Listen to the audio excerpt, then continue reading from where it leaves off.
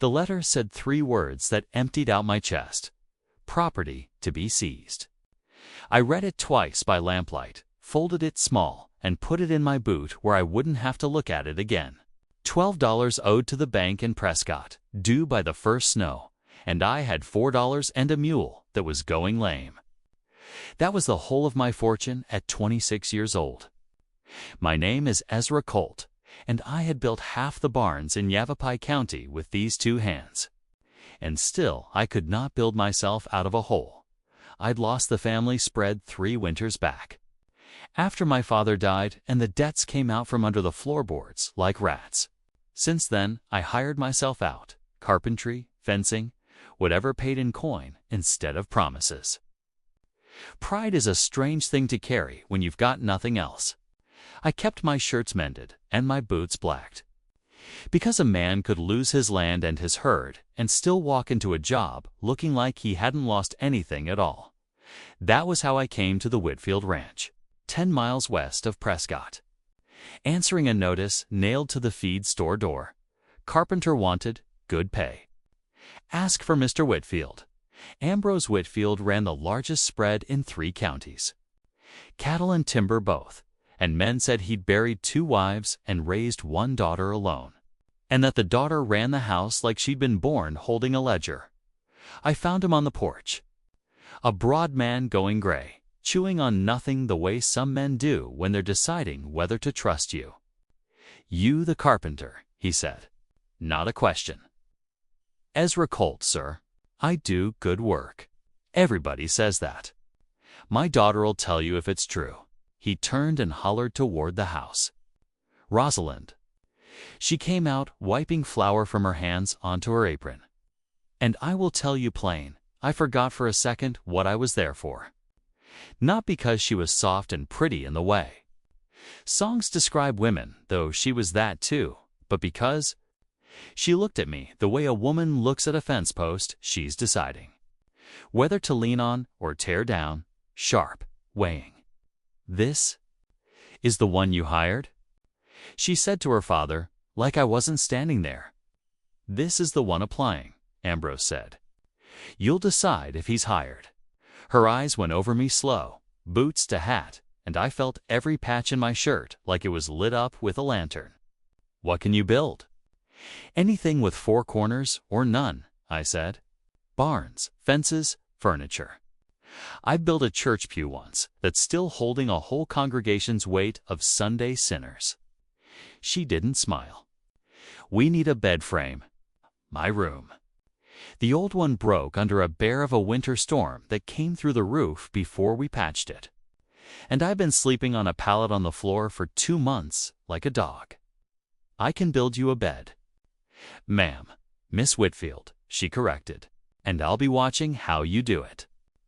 My father hires kind men who do lazy work because they've got sad stories. I don't care about your story. I care about square corners. Ambrose laughed behind his hand like he'd heard this before. I felt my jaw tighten and something old and stubborn stood up inside me. "Then I expect you'll be satisfied," I said. "Because I don't hand out sad stories for free. And I don't hand out lazy work at all."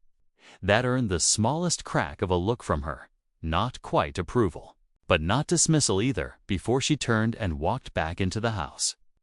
Apron strings swinging, I was given a room above the tack shed and 3 days to build the bed.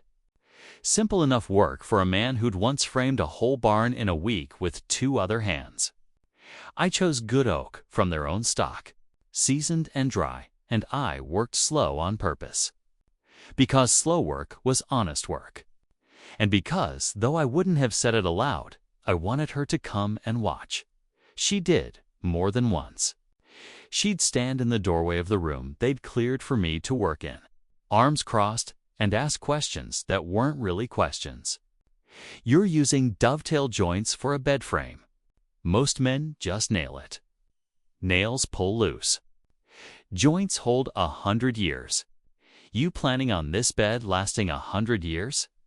I plan on everything I build lasting longer than the man who paid for it forgets he needed it." She almost smiled at that, almost. That's either wisdom or you're just slow and dressing it up as philosophy. Could be both. Miss Whitfield. On the second evening, I heard raised voices coming from the front room below her father's voice. Low and hard, and hers cracking at the edges, though she was trying to keep it steady. I wasn't meant to hear, but the floor in that house carried sound like a drum. He was telling her about a man in town, a banker's son, and how she'd turned 24 this spring, and how a woman alone with a ranch this size was a target for every fortune hunter from here to Santa Fe, and how she needed a husband before he was in the ground and couldn't protect what he'd built. "I don't need protecting," she said. "I run this house better than any man could. Running a house isn't running a ranch, Rosalind, and you know it. When I die, this land goes to whoever holds paper on you. Unless you're married to someone who'll hold it with you, then I'll hold it myself. The law doesn't care what you'll do yourself." The door slammed. I sat very still above the tack shed with a chisel in my hand and understood, for the first time, why a girl with a whole ranch behind her could still look at the world like it was something to be defended against. She wasn't cold. She was cornered, same as me, just in a bigger, prettier cage. I finished the bed frame on the third day, sanded smooth. Joints tight enough you couldn't slide a knife blade between them. I carried it up in pieces and put it together in her room while she stood at the window with her back to me, arms folded like she was cold, though the day was warm. "There," I said, stepping back, brushing sawdust from my hands. "Good for 100 years, like I said." I turned to leave, satisfied, already thinking about the $4 I'd earn and how far that put me from 12. "Who said your work was done?" I stopped in the doorway. "Ma'am." She turned from the window, and there was something different in her face now. Something that had been sitting under the sharpness the whole time, waiting. "You built a fine bed, Mr. Colt, but a bed's not a room, and a room's not a home. And I've been sleeping on a floor for 2 months in a house my father says I can't even keep unless I marry a man I don't choose. So don't stand there looking pleased with yourself. There's a chair with a broken leg in the corner, shelves that need hanging, and a floor that creaks like it's haunted. If you're the kind of man who builds a thing and walks away the second it's convenient, then you can go collect your pay and I'll hire someone with more patience." I could have taken offense. Lord knows my pride wanted to. But I heard, underneath the sharp words, something closer to a plea than an order. A woman testing whether anyone in her life would stay past the easy part. "No, ma'am," I said quietly. "Nobody said my work was done. I'll fix the chair, hang the shelves, and see about that floor before I call anything finished." She studied me a long moment, like she was recalculating something. Why? What? Why stay for the hard, unpaid parts? Most men do the visible work and vanish before the tedious parts come due. I thought about the letter in my boot, property to be seized. I thought about how easy it would be to say something noble and false. Instead, I told her the truth, because I was tired of dressing poverty up as pride. Because I know what it's like to lose the roof over your head, Miss Whitfield. I lost my family's land 3 years back. Bank took it in a season, same as you're afraid of losing yours. I don't reckon I can fix that fear for you. But I can fix a chair and a floor, and it seemed a poor thing to walk away from a woman sleeping on a pallet just because the ledger said the job was done. Something moved behind her eyes. Not pity, I'd have hated pity, but recognition, like she'd found a fence post that wouldn't tear down after all. "I didn't know that," she said. "About your land. Wasn't advertising it. Man in patched shirts building furniture for the richest family in the county. Figured you'd worked out I wasn't flush. I thought you dressed careful because you were vain." "Oh, ma'am." "I dress careful because it's the only lie I've got left to tell." She almost laughed, a real sound this time, startled out of her. "That's the most honest thing anyone said in this house in a year." I stayed for more days. Fixed the chair, hung the shelves, quieted the floors, haunting with shims and patience. Each evening, she'd come and sit on the windowsill while I worked. Not watching my hands anymore, but talking about her mother, who died when she was 6. About the second wife her father married and lost to fever 2 years after. About how she'd learned the ranch ledgers by candlelight because nobody thought to teach a girl anything but sewing.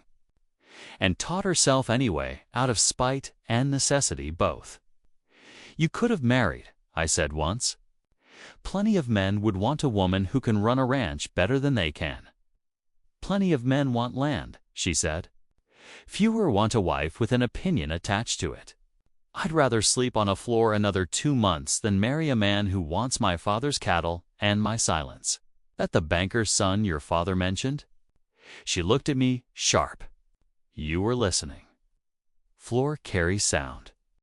"Wasn't trying to." She didn't seem angry. "His name's Charlie Renner. Father owns half the bank paper in Prescott. Charlie's never done a day's work. He didn't have someone else finish for him. My father thinks marrying him secures the ranch. I think it hands it to a man who'd sell the herd to buy himself a finer coat. On the last night I was meant to work there, Ambrose called me down to the porch to settle wages. He counted coins into my palm slow, watching my face rather than his own hands. "You did good work, Colt. Better than good. My daughter doesn't say things she doesn't mean. And she told me you finished what you started, which is rarer than you'd think in a hired man. Thank you, sir. She also told me about your land. The banknote." He said it plain, no cruelty in it, just fact. $12, is it? I felt heat crawl up my neck. "I didn't tell her that to earn charity, sir." "I know it." She told me anyway, because she thought I ought to know the kind of man who'd stay for a broken chair when the paid work was done. He handed me the coins, $4. As agreed, and then, unasked, a folded bill on top I hadn't earned. "That's not payment. That's a loan, if you'll take it as one, at no interest, paid back whenever you're able. I've seen enough men come through here chasing my daughter's inheritance to know the difference between a man who wants something and a man who simply does good work and tells the truth when asked. You're the second kind. Rare breed." I didn't take the bill right off. Pride again, standing up stubborn in my chest. "I can't repay charity with nothing to show for it, sir." "Then show me something," Ambrose said. "I need a foreman for the spring branding. Man who can build, who can work a full season, who my daughter doesn't look at like he's furniture. Interested?" I looked past him to the window of the house, where a lamp burned in the room I'd rebuilt, and I could see her shadow moving inside it, unhurried, at home. "Yes, sir. Very interested." I took the job. Stayed through the branding season and into summer. And somewhere in the long days of dust and cattle and short evenings on the porch with Rosalind, arguing about ledgers and laughing about nothing, the $12 got paid back. And something larger than $12 got built that I hadn't planned to build at all. It wasn't easy. Charlie Renner came calling twice that summer, oiled and polished. And Ambrose entertained him for politeness' sake. And I stood in the yard mending fence with my jaw tight, telling myself it wasn't my business who she married. Rosalind put an end to that particular tension herself one evening in September, walking straight out to the fence line where I was working like she had business there, which she didn't, except the business she'd made for herself. "Charlie asked me to marry him," she said. No preamble. Same as she'd said everything since the day I met her. My hands went still on the wire. "What did you tell him?" "I told him I already had a foreman who built me a bed that'll outlast us both. And I wasn't in the market for a husband who couldn't build a birdhouse without hiring it out." That's not really an answer, Miss Whitfield. It's the only answer I'm giving in a fence yard smelling of cattle.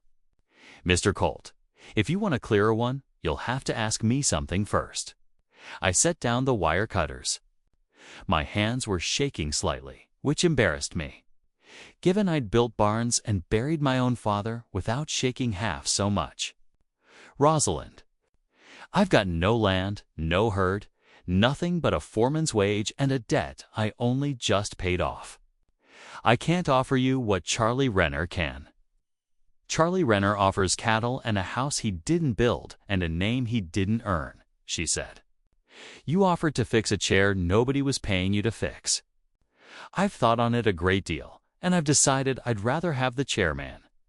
There in the yard, with the cattle lowing somewhere behind us and the light going gold the way it does before dusk in that country. I asked her properly, and she said yes before I'd finished the sentence, which she later swore was because she was tired of waiting on me to work up the nerve, and which I always maintained was she genuinely couldn't wait to say it.